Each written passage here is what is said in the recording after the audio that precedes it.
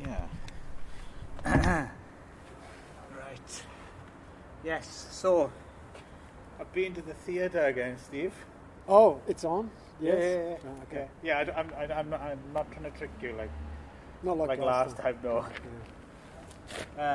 Here we are in beautiful Ikebukuro. The park? April 7th, is it? Check this is on. Yeah, 7th. And as usual, I got Steve here to have his expert opinion, which is amazing because you didn't watch any of these films. That's true. Yeah, but you've got the gift. I've got a gift. Yeah, you've got a gift. So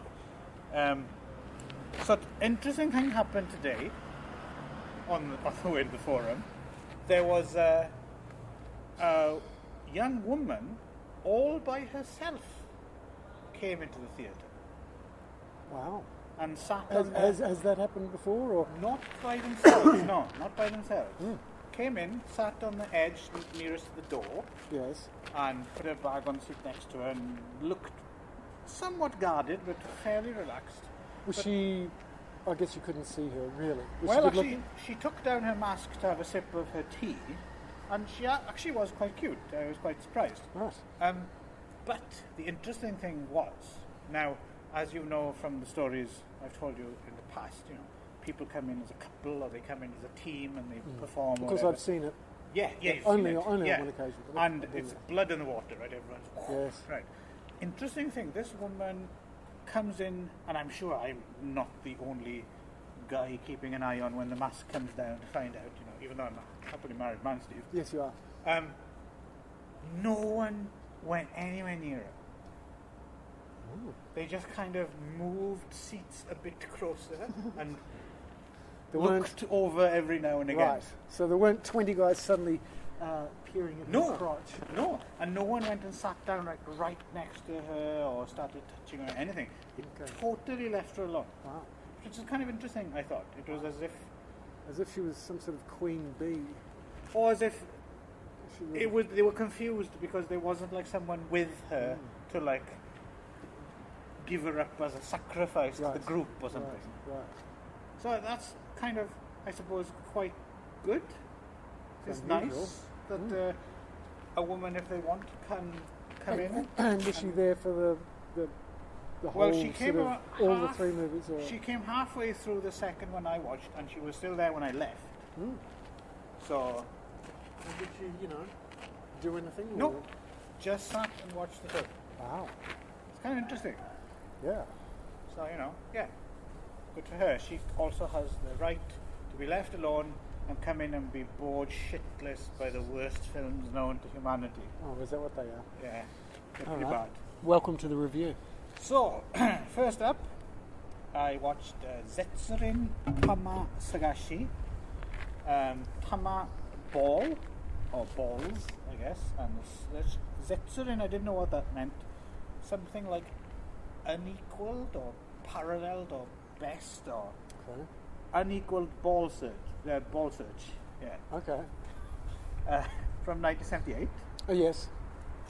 And this one was actually got progressively more interesting.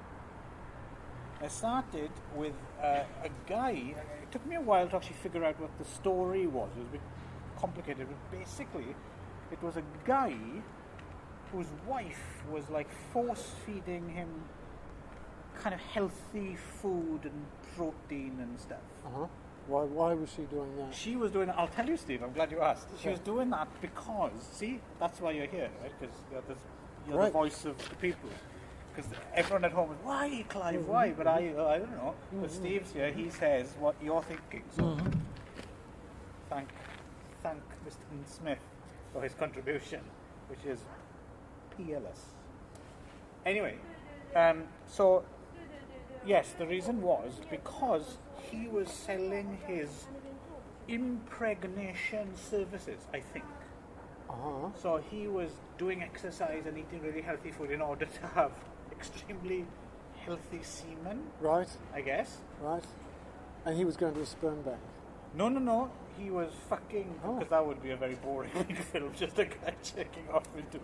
Yeah. I mean, Yeah. we'd watch it, obviously, because Yeah. we're connoisseurs, Sure. but for the average Yeah. viewer, they've got to think of the commercial. But so the wife was behind this 100%. Well, yeah, and she was also fucking another doctor, and the husband had a female assistant who helped him. So, for instance, at one point when he walks into the room to fuck the latest client, and the meanest part of the film is like a old woman that he doesn't take a fancy to. So he runs out and gets his younger female assistant. Oh, please, can you help me? And this older woman wanted to get pregnant. Yeah. So she puts on a high school girl uniform and fools around with him till he gets hard, and then he enters the room where the old woman is, puts a sheet over her face so he can't see her, and then finishes. Yeah, yeah.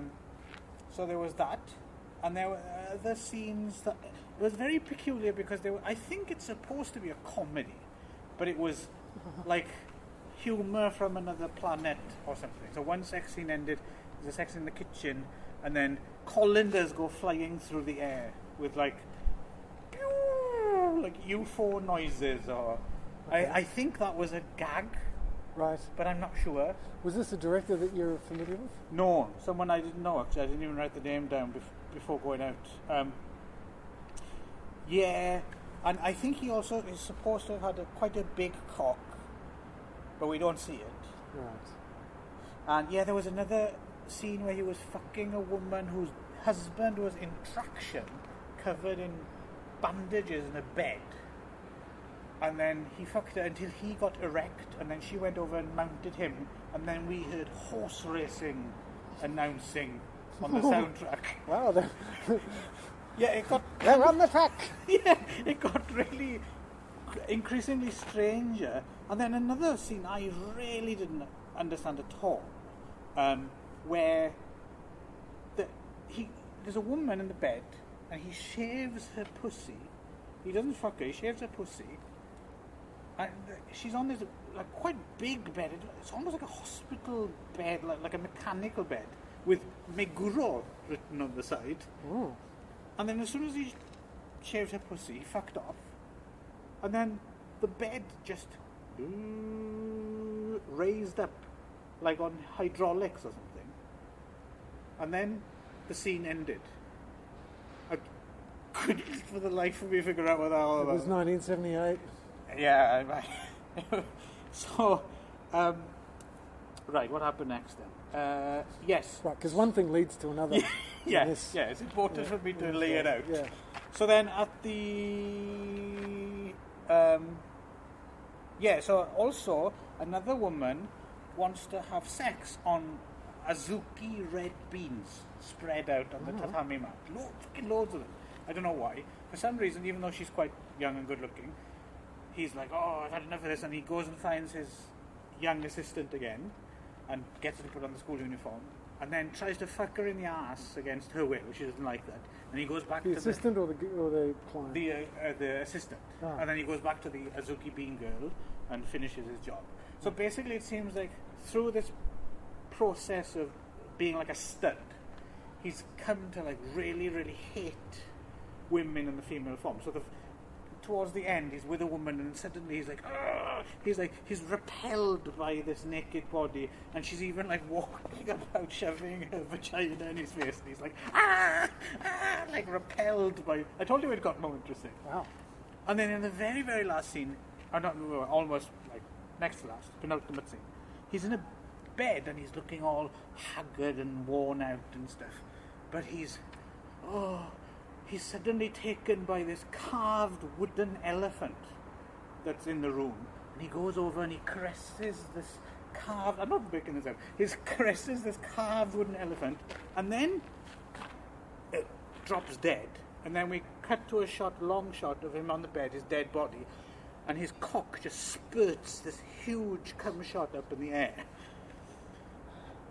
Then we cut to the wife and the doctor who have been having an affair, or I'm not sure if they've been hiding it or not, and they've got enough money, I guess, from this operation, and they're like, oh, it's a shame he's dead, oh, never mind, what are you going to do? Oh, I might go abroad, and they're talking about their future plans. Ja, let's have one more fuck. and they're fucking on the bed, and then a picture of the dead husband falls on the floor, and we zoom in on it as if to say, haha, this is my revenge from the grave or something. And then we notice it's the same room with an elephant in. And then as he's fucking her, the doctor finds that he's stuck, his cock's stuck inside her. Like a dog. Yeah. And then it ended. Oh. Well, you mean no one came and hosed them down? No, it was a most peculiar film. It kind of grew on me. Like towards the end, I thought, this is pretty good. But at the first, I was so bored. I was so bored that on the soundtrack there was lots of rip-off songs, and there was this rip-off song of Wild Thing, the Trogs song, but it never quite got. It never got to that bit. It was always like the intro, ding ding ding ding ding, and then ding ding ding ding. It never quite. Which could also be Nirvana.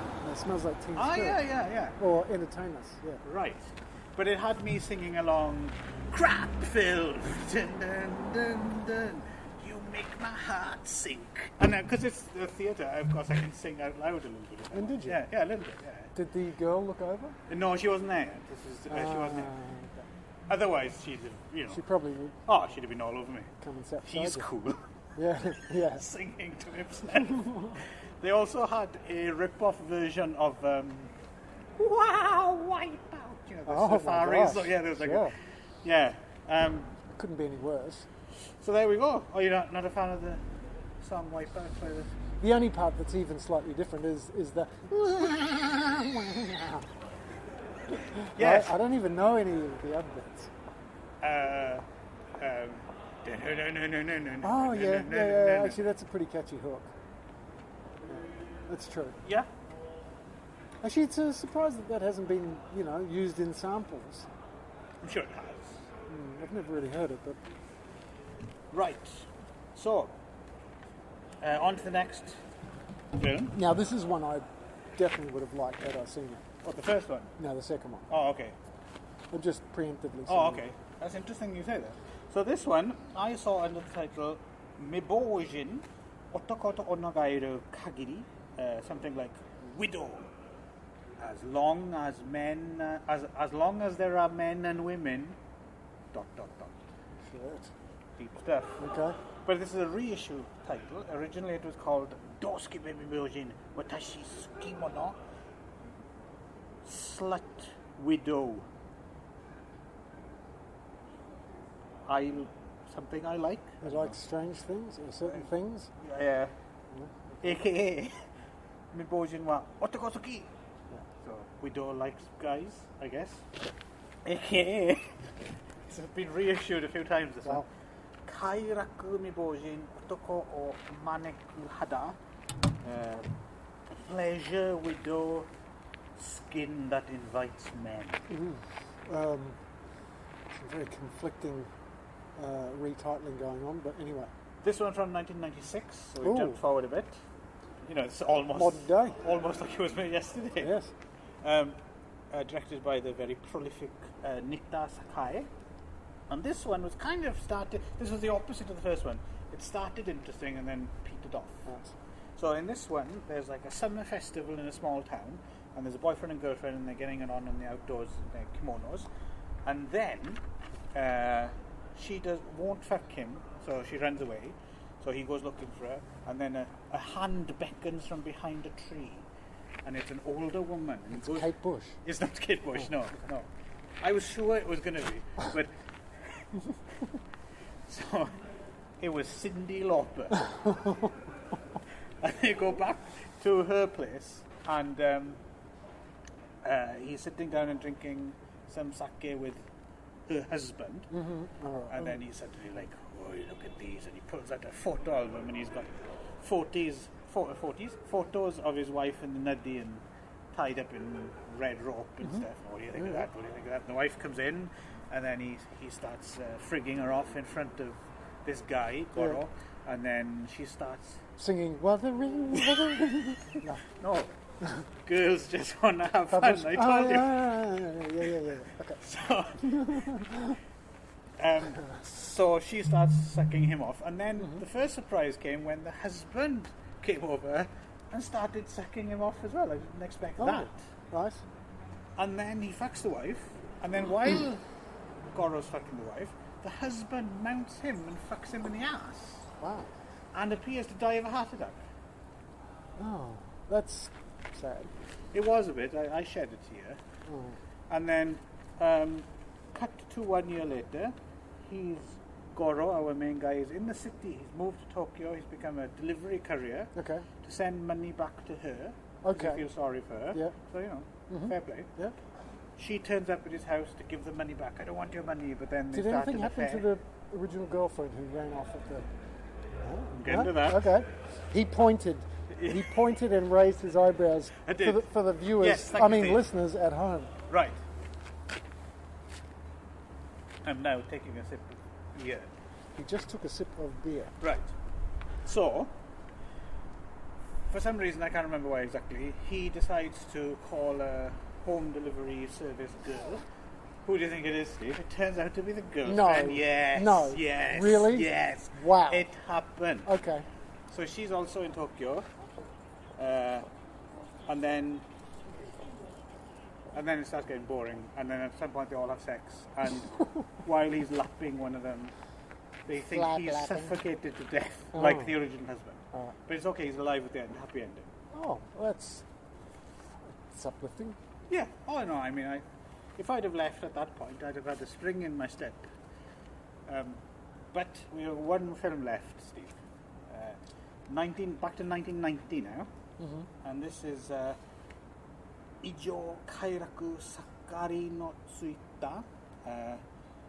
Difficult, maybe abnormal pleasure, bitches in a rut. Something like that. Bitches in a rut. Sounds pretty good. It does sound good, doesn't it?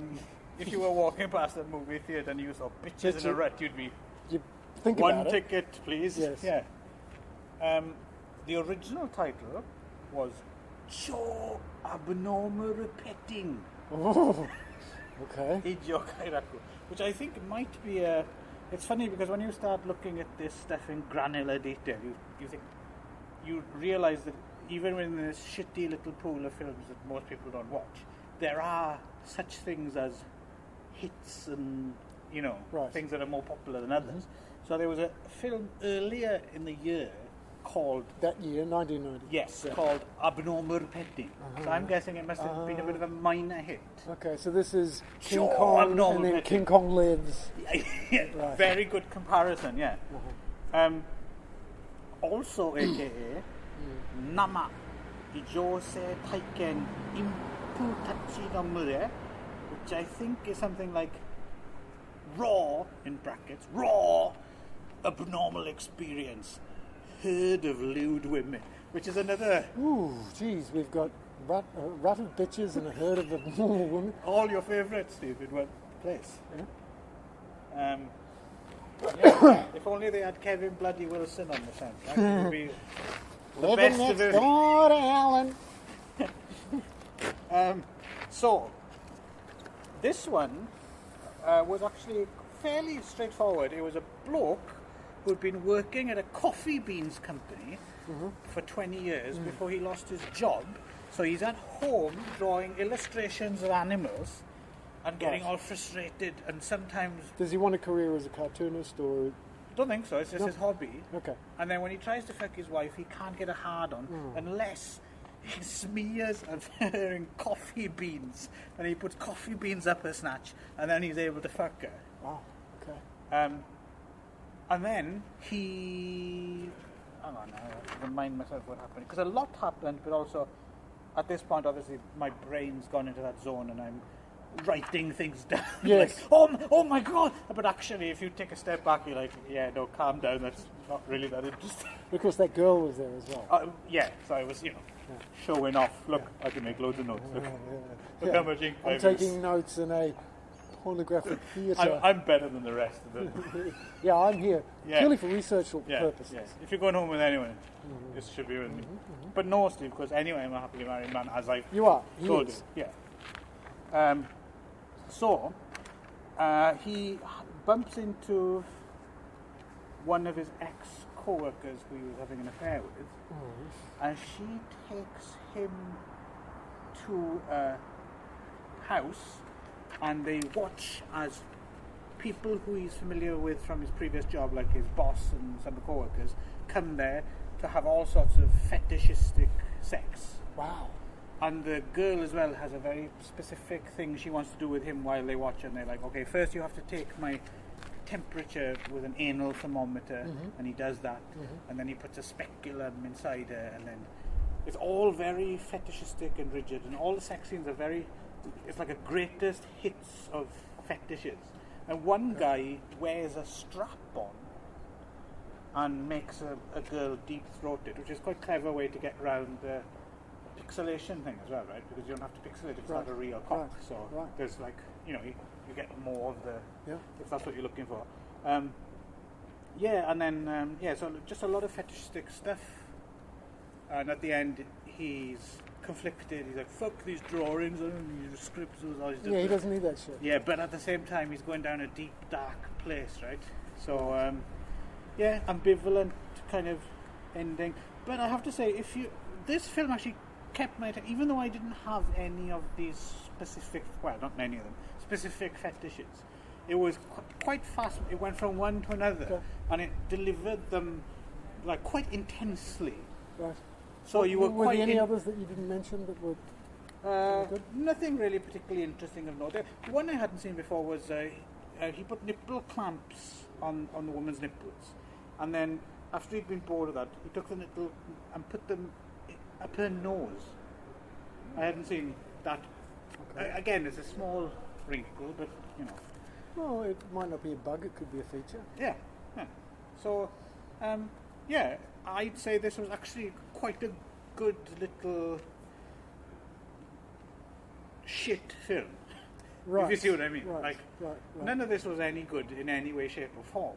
And if you hadn't just been watching 3 hours of it and your brain hadn't melted, it wouldn't impress itself on you at all. Right. But if you're already brain damaged enough, then it was pretty good for what it is. Mm-hmm. Yeah. And then on the way out, I just lightly touched the girl's shoe with mine. Did you? Oh, it was electric. Did you? No, I didn't. You devil. No. You dog. I didn't be too you scared. Didn't. No, I you didn't. You didn't. There we go. So that was today's adventure.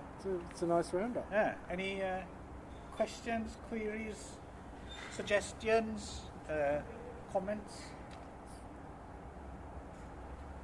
No. I think you've covered everything.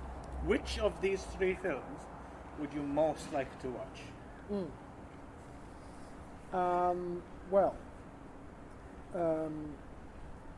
Using the primacy and recency effect, in a given list, it's presented to someone at random. Yeah. They tend to only remember the first and the last items on the list. Right. Although you would remember the middle one because it had your favourite titles. That's true. You've introduced an interesting psychological sort of tangent there, Clive. That's what I do. You have to watch one right now. 1, 2, or 3. I'll give you the quick reminder like they do on Blind Date. No, you remember? I think that I wouldn't mind. Stud Guy? No, I think I'd go straight to the finish movie number 3. The last the coffee beans. Okay, just for you, Steve. You got it. It's number 3. I'll get you the Blu-ray for Christmas. Wow. Yeah. Okay, thanks for listening. Yeah. It has been another awesome edition of 50 Shades of Pink. So 50 Shades of Pink, yes. It's got a name, that's pretty good. Yeah. Quite catchy. Alright, okay, signing off.